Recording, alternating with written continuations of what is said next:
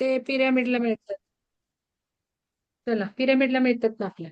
चला आपला कार्यक्रम ह्याचा सूर्यग्रहणाचा आपण 3:30 पासून कार्यक्रम केलेला आहे. आर.के. नाव घाला बरं का, नाही तर रिमूव्ह करावं लागेल तुम्हाला. नाव घालून बसायचं कमीत कमी. नंबर घेतला नसेल तर घ्या, पण तवर नाव तर पहिलं नाव आडनाव घाला. आर.के. कोण आहे? तर आपलं झालं बघा की. सुरुवातीला. अ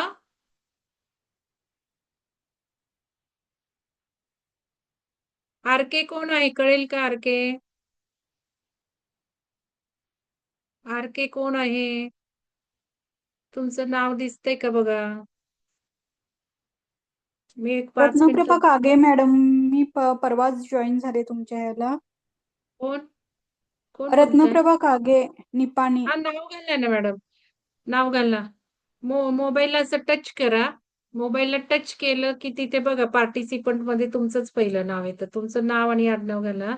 आणि आपला नंबरचा फॉर्म भरायचा नसेल, 1-2 कार्यक्रम करून बघा. आवडले तर नंबरचा फॉर्म भरा. तोपर्यंत नाही भरला तरी चालेल. पण नंबर घ्यायच तर हा रतन कागे ठीक आहे, असं नाव तरी घालत चला. ठीक आहे, चला सुरू करूयात. तर आता शतरुद्र संहिता वाचते मी. महाशिवपुराण घेतलंय. 3:30 पासून गायत्री मंत्र सुलक्षणा मॅडमनी म्हटलं, शैलजा मॅडमनी अर्थ सांगितला. नंतर आपल्या या शकुंतला कुंभार मॅडमनी दत्तचरित्रातला अध्याय वाचला. त्यानंतर आपलं सुंदर असं ध्यान झालेलं आहे. नेमकं रेकॉर्डिंग झालं नाही बहुतेक, काय माहिती का टाकलं होतं हो मॅडम तुम्ही क्लाउडला? झालं नाही ते मी, कारण मी नंतर थोडस रेकॉर्ड करायला गेले तर रेकॉर्डिंग बंद न करता रेकॉर्डिंग ऑप्शन आलं. खरं ते ध्यान हवं होतं उद्या परवा परत एकदा करायला. ठीक आहे चला. टाकलं होतं ना. बघते क्लाउडला आहे का, इथे तर नाही झालं रेकॉर्डिंग. शतरुद्र ध्यान संहिता. हा ध्यान नाही, आधीच केलं होतं मी. ध्यान नंतर तुम्ही तेच केलं ना, सुरू मग. ध्यान नाही झालं रेकॉर्ड. मला वाटलं मी लावलंय रेकॉर्डिंगला, नाही झालं. शतरुद्र संहिता, श्री शिवाच्या 8 मूर्ती. हे सर्व जग शंकराच्या 8 मूर्तींनी युक्त आहे. ज्याप्रमाणे एका दोऱ्यात. उद्यापासून श्रद्धा कदम मॅडम ध्यान सुरू करणार आहेत पहाटे 4:30 वाजता. सगळे जॉईन करू शकतात. त्या ध्यानाची लिंक आपल्या ध्यानबोध ग्रुपवर पोस्ट होईल. नवीन साधकांना मी सांगतेय की तुम्ही विहंगम कम्युनिटी ग्रुपला जॉईन व्हायचं. न्यू साधक ग्रुपचे व्हिडिओ खाली लिंक येते, ती तात्पुरती असते तुमचं नाव व जिल्हा सांगण्यासाठी. एकदा का तुमचं नाव व जिल्हा मिळाला की तुम्हाला विहंगम मेन कमिटी ग्रुपला जॉईन व्हायचं असतं. तिथे सगळ्या कार्यक्रमाची माहिती पडत असते. ध्यानबोध ग्रुप हा 4:30 पहाटे मोफत ध्यानाचा असतो. जर तुम्हाला ध्यान करायचंय तर तुम्ही तो ग्रुप जॉईन करायचा असतो, ध्यानबोध ग्रुप. त्याच्यानंतर ज्ञानबोध ग्रुप संध्याकाळी 4 वाजता आपले कार्यक्रम बोधनात्मक पुस्तक वाचन होत असतात. त्यामध्ये तुम्हाला इंटरेस्ट असेल, तुम्हाला वेळ असेल तर तो ज्ञानबोध ग्रुप जॉईन करून घ्यायचा. या दोन्ही ग्रुपला जॉईन व्हायचं, हे मोफतच आहे. त्यानंतर ध्यान नसेल, ध्यानाला सुरुवात करायची असेल, हे आध्यात्मिक युग सुरू झालेलं आहे. यामध्ये ध्यान करणं फार महत्वाचं झालेलं आहे. तुम्हाला ध्यानाची बैठक नाही, ध्यानाबद्दल काही माहिती नाही, तर रात्री 9:30 ते 10 ओंकार ध्यान वर्ग सुरू करायचा आहे. आता जे काही 14-15 दिवस राहिलेत ते तुम्ही करू शकता अर्धा महिना जॉईन. त्याच्यासाठी सुदर्शन पिरॅमिड स्क्रीनशॉटवर फी भरायची आहे.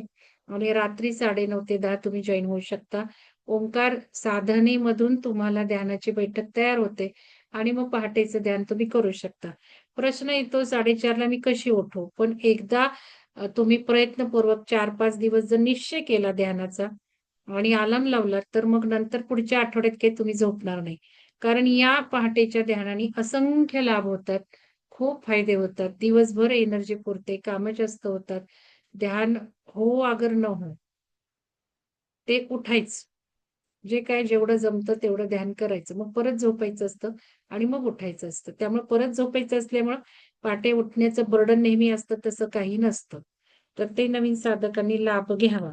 त्या ग्रुपला जॉईन करावं. आणि जे फीचे वर्ग असतात, फीचे कार्यक्रम असतात, त्याला मात्र स्क्रीनशॉट पिरॅमिडच्या ह्याच्यात भरायची आणि स्क्रीनशॉट पाठवायची. ज्या ग्रुपला असतात त्या ग्रुपला लिहायचं, नाव लिहायचं त्या स्क्रीनशॉट खाली. कुठल्या कोर्ससाठी, कार्यक्रमासाठी भरले ते लिहायचं.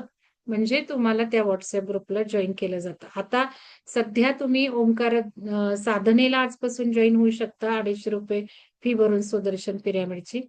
आणि मुद्राचं 1 मार्चचं सुरू झालेलं आहे आता. जे पैसे भरणार आहेत 291 रुपये फी 5 दिवसाच्या मुद्रा वर्गाची, ती पहाटे 4:30 ला होणार आहे ध्यानाचे. तर ती तुम्ही स्क्रीनशॉट पोस्ट केली की तुम्हाला त्या ग्रुपला ऍड केलं जाईल. आणि उद्यापासून श्रद्धा मॅडम मोफत ध्यान घेतात, ते एक तुम्ही जॉईन करू शकता. असे 3 कार्यक्रम सध्या तुम्ही जॉईन करू शकता. परत 8 मार्चला सुदर्शन पिरॅमिडमध्ये शिवसर्वोदय शास्त्र भाग 1 होत आहे. त्याची फी तुम्ही भरू शकता. पण फी नंतर भरा. आधी त्या ग्रुपला जॉईन व्हा. नेक्स्ट मार्च शिवसर्वोदय असा काही ग्रुप केला आहे. तुम्हाला सुदर्शन पिरॅमिड खेड शिवापूरच्या इथे येऊन तो वर्ग जर 8 मार्चला रविवारी करायचा असेल, तर मला मेसेज पाठवा. त्या ग्रुपला जॉईन होऊन घ्या. ऐन वेळेला मी घेणार नाही. 28 फेब्रुवारी नंतर मी कोणालाही घेणार नाही. त्यापेक्षा त्या ग्रुपला जॉईन होऊन जा, मीटिंग अटेंड करा किंवा मी ठेवली तर. पण त्या ग्रुपला जॉईन होणं महत्वाचं आहे. काही असे कोर्सेस आहेत त्याला मी नंतर घेत नाही. 8 मार्चच्या पिरियडच्या कोर्सला मी मार्चमध्ये कोणालाच घेणार नाहीये. तुमची शेवटची संधी 28 फेब्रुवारी. तर त्याला जॉईन होऊन घ्या नवीन साधकांनी. ऐन वेळेला कॅन्सल झालं तर तुम्ही बाहेर पडू शकता ना, असं काही नाही. फी जरी भरली आणि काही इमर्जन्सी आली तर तुमचे पैसे परत मिळतात. पैसे डुबत नाहीत तुमचे. त्यामुळे ती काळजी करू नका.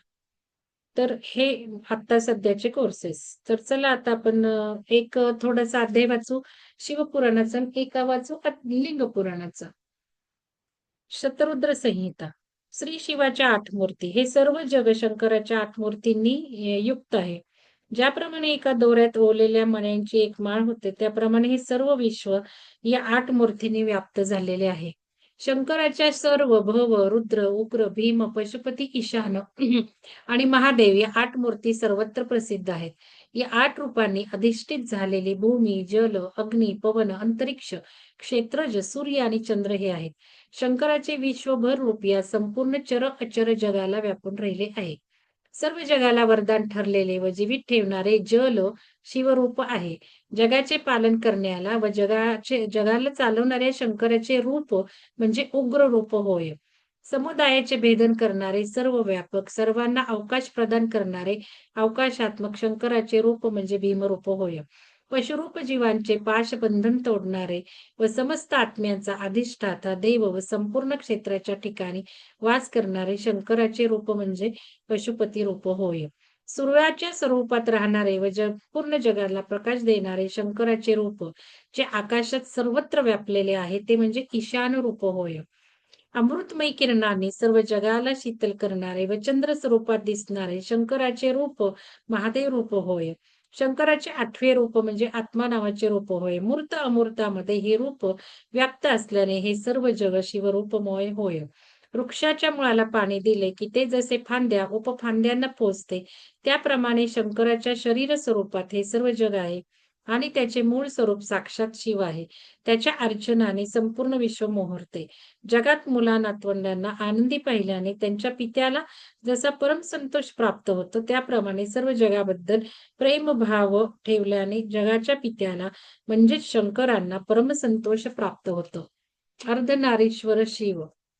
ज्यावेळी ब्रह्मदेवाने निर्माण केलेली प्रजा वाढत नाही असे पाहिले, तेव्हा तो अत्यंत दुःखी झाला. त्यावेळी त्याला आकाशवाणीद्वारा पुढील संदेश मिळाला, आता तू मैथुनी सृष्टीची रचना कर. म्हणून ब्रह्मदेवाने तशा प्रकारच्या सृष्टीची रचना करण्याचे ठरविले. यापूर्वी स्त्रियांच्या कुळांचे प्राकट्य झाले नव्हते, त्यामुळे ब्रह्मदेवाला मैथुनी सृष्टी निर्माण करता आली नव्हती. शंकराच्या प्रभावाशिवाय ही प्रजा कोणत्याही प्रकारे उत्पन्न होऊ शकणार नाही असा विचार करून ब्रह्मदेव शंकराला प्रसन्न करण्यासाठी जप करू लागला.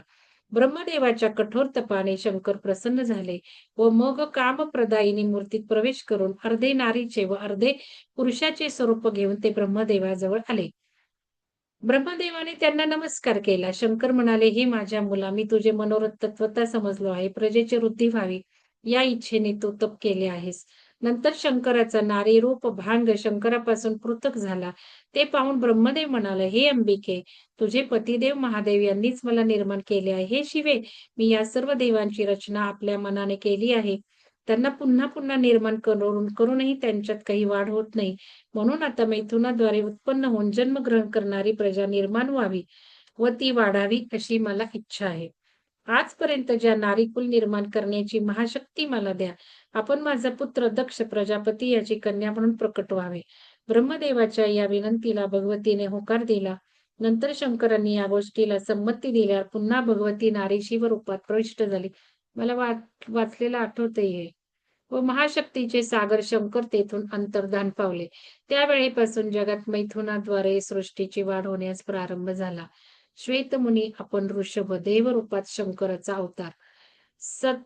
सप्तम मन्वंतरात वराह नामक कल्पात सर्व लोकांना प्रकाश देणारे कल्पेश्वर भगवान अवतीर्ण होतील. ते वयस्वत मनुचे प्रपौत्र होतील. हे ब्रह्मदेवा, त्यावेळी त्याला मन्वंतराची 4 युगे होतील. द्वापर युगाच्या शेवटी शंकर अवतीर्ण होतील. द्वापर युगाच्या प्रारंभी व्यास स्वतः प्रभू होतील. कलियुगाच्या शेवटी शंकर श्वेत नामधारी मुनी श्रेष्ठ म्हणून जन्म घेतील. त्यावेळी ब्रह्मदेव स्वतः हिमालयाच्या शिखरावर वास्तव्य करतील. त्यावेळी श्वेत, श्वेताक्ष, श्वेत लोहित आणि श्वेत शिख हे 4 ध्यान योगाने माझे पुत्र होतील. द्वितीय द्वापर युगात सत्य नामक प्रजापती व्यास होईल. त्यावेळी कलियुगात मी सुतार या नावाने प्रसिद्ध होईल. त्यावेळी दुदंबी शतरूप ऋषी व केतू या नावाने वेद जाणणारे ब्राह्मण माझे शिष्य होतील. ते माझे तात्विक रूप समजून घेतल्यानंतर शिवलोकी जातील व मुक्त होतील. तिसऱ्या द्वापर युगात भार्गव मुनी व्याप्त होतील. त्यावेळी मी दमन या नावाने प्रसिद्धीस येईल. चौथ्या द्वापर युगात अंगिरा ऋषी व्यास होतील आणि मी सुहोत्र नावाने प्रकट होईल. 5व्या द्वापर युगात सविता देव व्याप्त होतील आणि मी कंक या नावाने प्रसिद्धीस येईल. अशा प्रकारे 8वे द्वापर युग जेव्हा येईल तेव्हा मृत्यू व्यासाचे रूप घेऊन जन्म घेईल. त्यावेळी मी लोकाक्षी या नावाने प्रकट होईन. 9व्या द्वापर युगात सारस्वत हे व्यास होतील व मी ऋषभ या नावाने प्रसिद्धी होईल. त्यावेळी माझे पराशर, गर्ग, भार्गव, गिरीश नावाचे 4 शिष्य प्रकट होतील. त्यावेळी मी व्यासांचा सहाय्यक बनून या शिष्यांच्या मदतीने जगात योग मार्ग सुदृढ करेन. असे शंकरांनी स्वतः कथन केले. नंतर नंदीश्वर म्हणाला, इंद्र वगैरे देवगण दैत्यांकडून पराभूत झाल्यावर घाबरून त्यांनी अमरावती सोडली व ते कश्यप मुनींच्या जवळ गेले. त्यांनी आपली व्यथा त्यांना सांगितली. तेव्हा त्यांनी देवांना धीर देऊन शांत केले व ते काशीला गेले. गंगेत स्नान करून त्यांनी विश्वनाथाची पूजा केली. काशीत देवांच्या हितासाठी कश्यपांनी शिवलिंगाची स्थापना केली. तेथे त्यांनी देवासाठी तपश्चर्या केली. तेव्हा शंकरांनी प्रसन्न होऊन त्यांनी दर्शन दिले. त्यावेळी कश्यपाने त्यांची स्तुती होऊन देवांची व्यथा त्यांच्या कानावर घातली. ते आपल्याला कसे शरण आले ते त्यांनी सांगितले व देवांचे रक्षण करण्याची ही विनंती त्यांना केली. ती त्यांनी मान्य केली. त्यावेळी कश्यपाने त्यांची स्तुती करून देवांची व्यथा त्यांच्या कानावर घातली. ते आपल्याला कसे शरण आले ते त्यांना सांगितले व देवांचे रक्षण करण्याची विनंती त्यांना केली. ती त्यांनी मान्य केली. कश्यप मुनी तेथून निघाले. सर्व देवांना त्यांनी घडलेली हकीकत सांगितली. आपले बोलणे सत्य करण्यासाठी शंकरांनी आपल्या 11 स्वरूपात प्रकट होऊन कश्यपांना दर्शन दिले. कश्यप मुनी तेथून निघाले. सर्व देवांना त्यांनी घडलेली हकीकत सांगितली. आपले बोलणे सत्य करण्यासाठी शंकरांनी आपल्या 11 स्वरूपात प्रकट होऊन कश्यपांना दर्शन दिले. ते सुरभीचे पुत्र म्हणून प्रकट झाले. त्यांची नावे कापाली, पिंगल, भीम, विरूपाक्ष, विलोहित, शास्ता, जपाद, अहिर्बुद्ध, शंभू, चंड आणि भव हे होते. हे सर्व पराक्रम वीर होते. कश्यपाच्या पुत्र रूपाने हे 11 रुद्र देवांच्या साह्यासाठी निर्माण झाले होते. त्यांनी युद्धात दैत्यांचा संहार केला व देव विजयी होऊन निर्भय झाले. अजूनही 11 रुद्र देवांचे रक्षण करण्यासाठी देवलोकात राहतात. ते ईशान्य दिशेकडे नेहमी राहतात. म्हणून आपण बघितलं बघा, ईशान्य देवतेला आपण खूप ईशान्य दिशेला खूप महत्व दिलेलं आहे आणि आपण बरेच ध्यान कुठं करायचे ते आपण बघतो. ईशान्य दिशेला आपण करून बसतो. तर हे सगळ्यांनी ईशान्य देवतेचं महत्व समजून घ्यावं.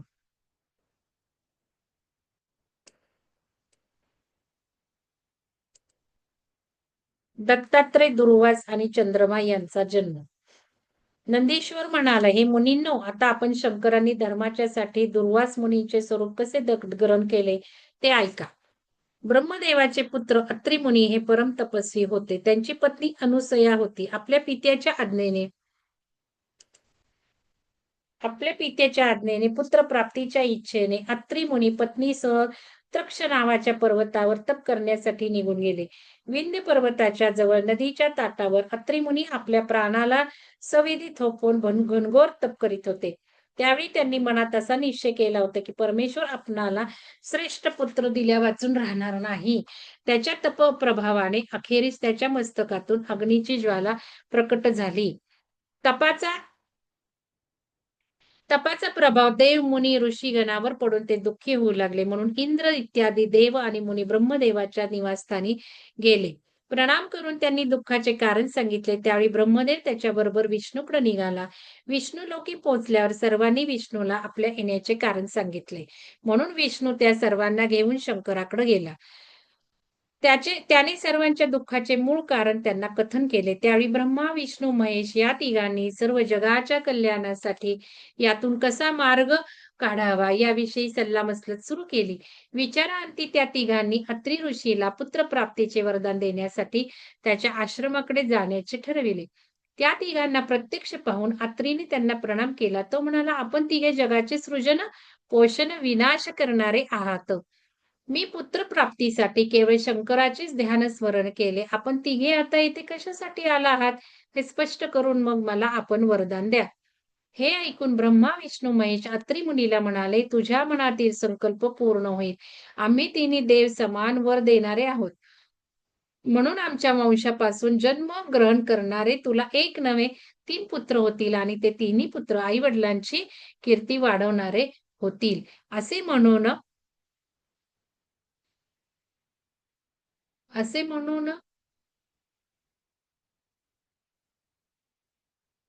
म्हणून ते तिन्ही देव आपापल्या निवासस्थानी निघून गेले. नंतर इच्छित वर प्राप्त झालेले अत्री मुनी अनुसयेहून तेथून आनंदाने स्वगृही निघून गेले. कालांतराने ब्रह्मा, विष्णू, महेश, अत्री पत्नी अनुसूयाची मुले म्हणून त्यांच्या घरी जन्मली. ब्रह्मदेव चंद्रमा म्हणून जन्माला, विष्णू दत्तात्रय म्हणून जन्माला. त्यांनी जगात संन्यास पद्धतीचा प्रचार केला. शंकराचा अंश म्हणून दुर्वासाने जन्म घेतला. त्या दुर्वासाने पुढे अनेकांची कठोर परीक्षा घेतली. राजा अंबिरशी हा एकादशीचे व्रत करी व द्वादशीला ते सोडी. त्याची परीक्षा घेण्याच्या उद्देशाने दुर्वासाने एका द्वादशीच्या थोडे अगोदर शिष्यांसह अंबरीश राजाकडे प्रस्थान ठेवले. राजाने त्यांना उपवास सोडण्याचे निमंत्रण दिले. ते स्वीकारून शिष्यांसह ते स्नानासाठी गेले व मुद्दामच त्यांनी तिकडे वेळ लावला. राजाने धर्मात विघ्न आलेले पाहून शास्त्र आज्ञेप्रमाणे जलग्रहण करून उपवास सोडला. हे घ्या हो. परंतु नंतर दुर्वास शिष्यांसह तेथे आले व राजाने उपवास सोडला. हे पाहून रागाने त्याला अपशब्द वापरले व त्याला रागारागात भस्म करून टाकण्यास ते पुढे सरसावले. त्यावेळी अंबरीश राजाच्या पुण्याईमुळे विष्णूचे सुदर्शन चक्र प्रकट झाले व ते दुर्वास मुनीला नष्ट करण्यासाठी पुढे सरसावले. पण त्याच वेळी आकाशवाणीने राजाला दुर्वास हे शंकराचे अंश असल्याचे कथन केले व त्यांना शरण जाण्यास सांगितले. म्हणून राजाने सुदर्शन चक्राला शांत करून दुर्वासांची करुणा भाकली. दुर्वासांचा राग शांत झाल्यावर त्यांनी राजाच्या भोजनाचा स्वीकार केला व तेथून नंतर शिष्यासह ते स्वस्थानी निघून गेले. एकदा असेच दुर्वास मुनी गंगेत नग्न होऊन स्नान करीत होते. त्यावेळी द्रौपदीला काही अंतरावर स्नान करताना पाहून ते अत्यंत लज्जित झाले व त्यांनी ती अवस्था पाहून द्रौपदीने आपली वस्त्रे फाडून त्यांच्याकडे फेकली. वाहत वाहत ते त्याच्याजवळ येताच त्यांनी ते पकडून आपल्या लज्जेचे लक्षण केले. द्रौपदीने केलेल्या या उपकारांबद्दल त्यांनी तिला वस्त्रवृद्धीचे वरदान दिले. आता पुढचं प्रकरण आहे दधीचीचे अस्थिदान. नंदीश्वर म्हणाला, हे मुनींनो, एकदा इंद्र व इतर सर्व देव वृत्रासुराशी झालेल्या युद्धात पराभूत झाले. त्यावेळी त्यांनी दधीचीच्या आश्रमात आपली सर्व अस्त्रे फेकून दिली होती. नंतर इंद्र व इतर मुनी आणि देव ब्रह्मदेवाकडे गेले व त्यांनी ब्रह्मदेवाला आपली व्यथा सांगितली. त्यावेळी ब्रह्मदेव म्हणाले, वृत्रासुर तेजस्वी आणि सर्व दैत्यांचा स्वामी आहे. तुम्हाला मारण्यासाठीच त्याने तपस्या करून हे बळ मिळवलेले आहे. आता त्याचा वध करण्याची युक्ती मी तुम्हाला सांगतो. दधीचीने शंकराची आराधना करून वज्रासमन अशी आपली हाडे व्हावी असे वरदान मागून घेतले आहे. म्हणून आता तुम्ही त्यांच्याकडे जाऊन त्याच्या हाडाची याचना करा. नंतर त्या हाडापासून जो वज्रदंड निर्माण होईल त्यामुळेच केवळ वृत्रासुरांचा वध होऊ शकेल. नंतर ते सर्व देव तेथून निघाले व सर्वजण दधीचीच्या आश्रमाजवळ आले. सर्वांनी हात जोडून त्याला अभिवादन केले. त्यावेळी स्वार्थी देवेंद्राने आपल्या येण्याचे कारण विचारले. त्याची विनंती ऐकून परोपकारी दधीची मुनीने शंकराचे नाव घेऊन आपल्या शरीराचा त्याग केला. नंतर त्यांची हाडे काढून घेतल्यावर विश्वकर्म्याने त्या हाडांचे वज्र बनविले. नंतर इंद्राने ते वज्र घेऊन युद्धात वृत्रासुराचा वध केला व देवांना संकटातून मुक्त केले. पिप्पलाद व शनी पीडा निवारण. आता बघा शनी पीडा निवारण बद्दल काय सांगितले. शंकराने पिप्पलाद स्वरूपात देह धारण केला. त्यांनी जगात कोणालाही निवारण्यास शक्य नसलेली शनीची पीडा निवारण केली. त्याने आपल्या भक्तांना असा वर दिला की जन्मापासून 16 वर्षापर्यंत शंकराची भक्ती करणाऱ्याला शनीची कोणतीच पीडा भोगावी लागणार नाही. बघा म्हणून बरेच जण लहानपणापासून शनीची सेवा करत असतात. शनिवारी व्रत करत असतात. शंकराची भक्ती करत असतात. ही जरी शनीने लक्षात ठेवली नाही, ही गोष्ट जरी शनीने लक्षात ठेवली नाही, तरी तो स्वतःच भस्म होईल. यामुळे शनी पिप्पलादाच्या भयाने शंकराच्या भक्तांना कधीच या काळात पीडा देत नाही. म्हणजे शनी सुद्धा भिवूनच पीडा देत नाही आपल्या यांना. तर बघा, आता ब्रह्मचारी शंकर. प्रथम सती नावाच्या दक्ष प्रजापतीच्या कन्येचे आपल्या पित्याने दाखविलेल्या अनादरामुळे त्याच्याच येथील यज्ञात आपल्या शिराचा त्याग केलेला आणि परत हिमवान पर्वताच्या घरी मेना हिच्या पोटी तिने पार्वती म्हणून जन्म दिला. पार्वतीने शंकर प्राप्तीसाठी सख्यासह घोर वनात जाऊन फार उग्र तप केले. त्यावेळी पार्वतीच्या तपाची कसोटी पाहण्यासाठी शिवाने तपोवनात सप्त ऋषींना पाठवले. त्यांनी पार्वतीची अनेक प्रकारांनी कसोटी पाहिली व नंतर ते पुन्हा शंकराकडे गेले आणि शंकराला सर्व कथा सांगितली. नंतर ते आपापल्या ठिकाणी निघून गेले. उत्पत्ती करता शंकरांनी स्वतः पार्वतीची परीक्षा घेण्याचे ठरवले व ब्रह्मचारी रूप धारण करून वृद्ध ब्राह्मणाच्या शरीर रूपाने ते पार्वतीजवळ पोहोचले. त्यावेळी पार्वती मैत्रिणींनी वेढलेली त्यांना दिसली. मृगधर्मचारी त्या ब्राह्मणाचे पार्वतीने दर्शन घेतले व त्याचे पूजन करून तिने त्याचा सत्कार केला. नंतर तिने त्याला विचारले, आपण कोण? यावेळी आपण इथे कोठून आला आहात? ब्रह्मचारी रुद्र म्हटला, मी स्वेच्छेने हिंडणारा ब्राह्मण आहे. दुसऱ्यांना सुखी करण्याचा उपचार मी येथे करीत असतो. हे देवी, सांगणे बरे नाही. पण मला येथे फारच अनर्थकारी गोष्ट दिसतायत. आपण सुंदर व कोमल शरीर उगीच तपश्चर्या करण्यात येथे वाया घालवत आहात. आपण कोण आहात? कोणत्या उद्देशाने या भयंकर वनात हे कठीण व्रत करत आहात? शरयू मॅडम, नाव घालणं पूर्ण आत्ताच तुम्हाला सांगितलंय. आणि आयफोन कोण आहे? मोहिनी बेद्रे. ते तुमचं नाव व्यवस्थित घाला. झूम लिंक जॉईन करताना नाव घालायचं हे व्यवस्थित. हे किती वेळा सांगायचं? नवीन साधकांनी काही लक्षात घ्या गोष्टी.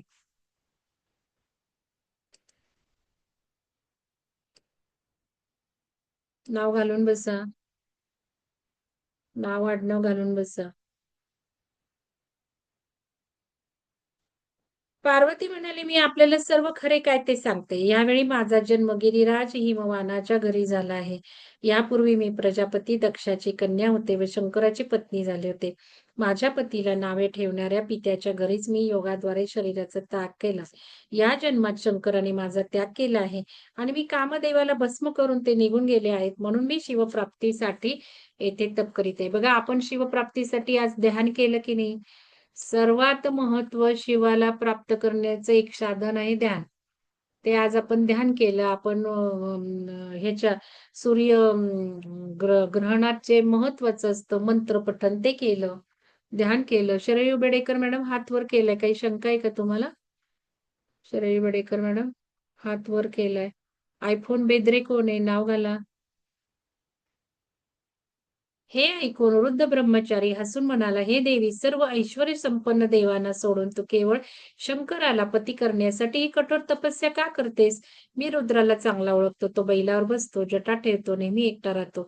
शंकराचे स्वरूप तुझ्या रूप सौंदर्याच्या अगदी विपरीत आहे. मला हे काही योग्य वाटत नाही. नंतर त्या वृद्धाने शंकराची खूप निंदा केली. ती निंदा ऐकून पार्वती रागाने म्हणाली, हे ब्राह्मण, तुझे हे बोलणे ऐकून तू ठार मारण्यास योग्य असा आहेस असे मला वाटते. तू कोणीतरी धूर्त असावास. तुला शंकराचे खरे स्वरूप माहीत नसावे. मी ब्राह्मण समजून तुझी पूजा केली, याचे मला आता वाईट वाटते. असे म्हणून पार्वतीने शंकराच्या खऱ्या रूपाचे वर्णन त्याला ऐकविले. ते ऐकून ब्रह्मचारी वेशधारी ब्राह्मण काहीतरी बोलणार हे जाणून पार्वती आपल्या सखीला म्हणाली, या मूर्ख ब्राह्मणाला येथून घालवले पाहिजे. हा आणखी काहीतरी सांगू इच्छित आहे, पण याला पुन्हा शंकराची निंदा करण्याची संधी देता कामा नये. मी आता हे स्थान सोडून ताबडतोब अन्य ठिकाणी जाऊ इच्छिते.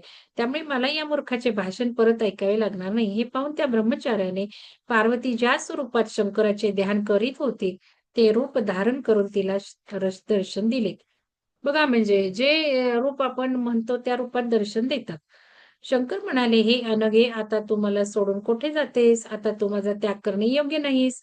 शंकराचे हे बोलणे ऐकून लाजेने आपले मुख खाली वळवून पार्वती म्हणाली, "आपण प्रसन्न होऊन जर माझ्यावर कृपा करणार आहात, तर आता आपण माझा अंगीकार करावा." शंकराचा अश्वत्थामा रूपात अवतार. नंदीश्वर सनत कुमाराला म्हणाला, "आता आपण अश्वत्थाम्याची कथा ऐका. देवगुरु बृहस्पतीचा अंश भरद्वाज होय. त्यांचा द्रोण हा मुलगा होय. हा द्रोण जगात सर्व धनुष्य धारण करणाऱ्यांमध्ये सर्वश्रेष्ठ होता. तो कौरव कुलाचा आचार्य होता. 6 महारथींमध्ये हा अत्यंत प्रसिद्ध होता. या द्रोणाचार्याने एक बलवान पुत्र व्हावा म्हणून शिवाची तपश्चर्या केली. त्यावेळी शिवाने त्यांना प्रत्यक्ष दर्शन दिले व त्याला पाहिजे असलेला वर मागण्यास सांगितले. त्यावेळी द्रोणाचार्यांनी सर्वांना अजय व अतुल बलशाली असा आपल्यासारखा पुत्र व्हावा असा वर मागितला. शिवाने त्यांचा वर खरा होईल असे म्हटले व ते अंतर्ध्यान पावले. घरी गेल्यावर त्यांनी ही वार्ता आपल्या पत्नीला सांगितली. मग यथाकाल द्रोणाचार्यांना जो पुत्र झाला तोच अश्वत्थामा होय. या अश्वत्थाम्यामुळे कौरवांना जिंकणे पांडवांना अवघड झाले होते. अशा वेळी भगवान श्रीकृष्णाच्या उपदेशाप्रमाणे अर्जुनाने शंकरांची कृपा व्हावी म्हणून तप केले. शिवकृपेमुळे अर्जुनाला अनेक अमोघ अस्त्रे प्राप्त झाल्यामुळे अखेरीस पांडवांनी कौरवावर विजय मिळवला. अश्वत्थाम्याला मात्र पांडवांना जिंकता आले नाही. आपल्या मेलेल्या मुलांच्या शोकाने व्याकुळ झालेला अर्जुन कृष्णाबरोबर रथात बसून जात असता अश्वत्थाम्याने ब्रह्मशीर नावाचे अस्त्र अर्जुनावर सोडले. त्याचे तेज पाहून अर्जुनाला काय करावे हेच कळेना. त्यावेळी कृष्ण त्याला म्हणाला, "हे अर्जुना, हे अस्त्र अश्वत्थाम्याने सोडलेले आहे. हे अत्यंत घातक आहे. तू शंकराचे स्मरण करून त्यांनी तुला दिलेल्या अस्त्रांपैकी शैव अस्त्र यावर सोड." अर्जुनाने त्याप्रमाणे शंकराचे स्मरण करून शैव अस्त्र सोडले. त्यामुळे ब्रह्मशीर अस्त्र शांत झाले. शंकराची इच्छा लक्षात घेऊन अश्वत्थाम्याने शैव अस्त्रावर परिअस्त्र सोडले नाही. अश्वत्थाम्याने पांडवकुलाचा नाश करण्यासाठी उद्देशाने गर्भधारी उत्तरेवर सुद्धा ब्रह्मास्त्र सोडले. पण श्रीकृष्णाच्या सावधपणामुळे त्यांनी सुदर्शन चक्राद्वारे उत्तरेचे त्या अस्त्रापासून रक्षण केले. नंतर श्रीकृष्ण सर्व पांडवांना अश्वत्थाम्याचा राग शांत करण्यासाठी त्याला प्राणिपत करण्यास सांगितले. सर्व पांडवांनी त्याप्रमाणे अश्वत्थाम्याला नम्रतापूर्वक प्रणाम करताच अश्वत्थामा राग विसरून प्रसन्न झाला. पांडवांना व श्रीकृष्णाला अनेक वरदाने त्याने दिली व तेथून निघून गेला. शिव अंशधारी हा अश्वत्थामा अजूनही गंगेच्या काठी वावरत आहे. आता नर्मदा परिक्रमेमध्ये अश्वत्थाम्याचं साक्षात्कार घडतो, बऱ्याच जणांना दर्शन घडतं अश्वत्थामा. तुम्ही नर्मदा परिक्रमेचे पुस्तक वाचा, खूप सुंदर आहेत. 12 ज्योतिर्लिंग. नंदीश्वर म्हणाला, 12 ज्योतिर्लिंगाची स्थाने पुढील प्रमाणे आहेत. हिमालयात केदारनाथ, डाकिनी वनात, श्री भीमाशंकर काशीपुरात, श्री विश्वनाथ गोदावरीच्या तीरी त्र्यंबकेश्वर, सौराष्ट्रात सोमनाथ, श्री वैशैल्य पर्वतावर मल्लिकार्जुन, उज्जैनीत महाकलेश्वर. आता हे लिंग पुराणात वाचायचंय थोडं आपल्याला, बघ कसं जमतंय. ओंकार तेथे अमरनाथ, चित्ताभूमीमध्ये वैद्यनाथ, द्वारकावनात नागेश्वर, सेतुबंद येथे श्री रामेश्वर, शिवालय येथे कृष्णेश्वर. सौराष्ट्रात श्री सोमनाथ हे स्थान असून शिवाचे सर्वप्रथम पूजन चंद्राने केले होते, जेथे चंद्रकुंड आहे. शंकराचा दुसरा अवतार मल्लिकार्जुन हा होय. श्रीगिरी पर्वतावर हे स्थान आहे. महाकालेश्वर हे तिसरे शिवस्थान उज्जैनीत असून वेद व ब्राह्मणांचा द्वेष करणाऱ्या दूषण नावाच्या दैत्याला शिवाने येथेच ठार केले. दूषण वेद विप्राच्या मुलाला ठार मारण्यासाठी आला होता. तो शंकराचा भक्त होता, म्हणून भक्तवत्सल शंकराने दैत्याला ठार मारले व त्या भक्ताच्या विनंतीवरून ते उज्जैनीतच राहिले. शंकराचा चौथा अवतार ओंकारनाथ हा होय. 5वा अवतार केदारेश्वर हा होय. विष्णूने हिमालयात या केदारनाथाची पूजा केली होती. शंकराचा 6वा अवतार भीमाशंकर हा होय. भीमासूर या दैत्याचा त्यांनी येथे वध केला व आपल्या भक्तांचे रक्षण केले. 7वा अवतार काशी विश्वेश्वर हा होय. 8वा अवतार त्र्यंबकेश्वर असून गौतम मुनींच्या प्रार्थनेने ते गोदावरीत प्रकट झाले. गौतम मुनीच्या भक्तीमुळे तेथे गंगा सुद्धा गोमुखातून प्रकट झाली, तीच गौतमी किंवा गोदावरी होय. शंकराचा 9वा अवतार वैद्यनाथ होय. शिवभक्त रावण शंकरांना आपल्या बरोबर लंकेस घेऊन जाऊ इच्छित होता. त्यावेळी मोठ्या युक्तीने ते चैत्यभूमी या ठिकाणी अचल झाले. तेच वैद्यनाथ हे स्थान होय. 10वा अवतार नागेश्वर हा होय. या अवतारात त्यांनी दारुक नावाच्या दैत्याचा संहार केला व सुप्रिय नावाच्या आपल्या वैश्य भक्तांचे रक्षण केले. रामेश्वर नावाचं त्यांच्या 11वा अवतार होय. हे श्री रामचंद्राने स्थापित केलेले स्थान होय. रामाला युद्धात विजय प्राप्त होण्याचे वरदान याच ठिकाणी शंकरांनी दिले. शंकराचा 12वा अवतार घृष्णेश्वर हा होय. तेथील सरोवराजवळ शिव प्रकट झाले होते. तेथे त्यांनी सुदेह नावाच्या दैत्याने मारलेल्या भुष्माचा मुलगा वाचविला व भुष्माच्या प्रार्थनेमुळे ते तेथेच राहिले. हे मुनींनो, या शतद्रुत संहितेत शंकराच्या 100 अवतारांचे थोडक्यात कथन करण्यात आले. ही शतरुद्र संहिता येथेच समाप्त झाली आहे. आता कोटी रुद्र संहिता बघू, उद्या बघू. उद्या ज्ञानबोध कार्यक्रमात आपण कोटीरुद्र संहिता बघू. आता आपण थोडस लिंग पुराण वाचू.